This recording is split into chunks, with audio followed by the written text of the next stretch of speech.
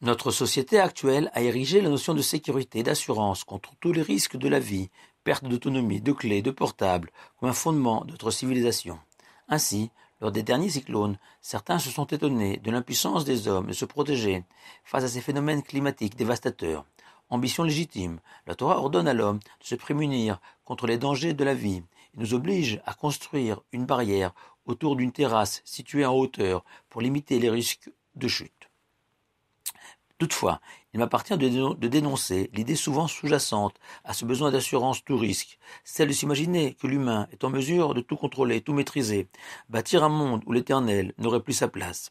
C'est le mirage poursuivi dans notre paracha de Noé, par la génération de la tour de Babel. Le Midrash raconte que ces gens, vivant après le déluge, qui avait anéanti la terre entière, ont tenu le raisonnement suivant.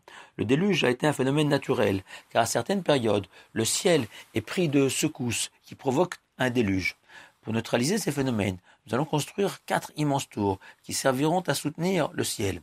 Et la première sera édifiée dans la vallée de Babel. Cette génération avait oublié, ou volontairement nié, que la véritable cause du déluge était l'immoralité de cette génération, où le vol et l'adultère étaient devenus la norme, et que la nature n'était qu'un outil au service de Dieu.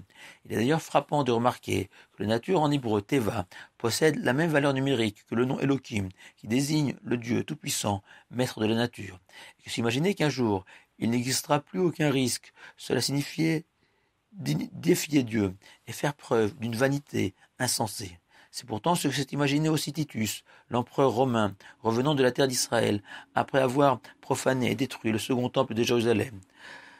Son bateau fut pris dans une tempête qui menaçait de chavirer le navire.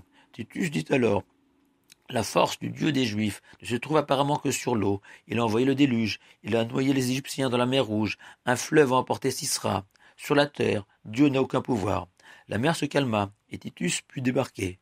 Et voilà qu'un petit insecte pénétra dans ses narines et a fini par entièrement ronger son cerveau. Les sages ont institué qu'en entendant le tonnerre ou devant une tempête, on doit réciter la bénédiction suivante. Béni sois-tu, Éternel, notre Dieu, roi du monde, dont la force et la puissance remplissent le monde. Et le Maharal explique que même si les scientifiques peuvent expliquer la causalité de tous les phénomènes naturels de la Terre, ils sont pour nous l'expression de l'invincibilité de Dieu et de son infinie puissance, et que contre lui, tous les abris, les murs, les protections ne sont d'aucun secours.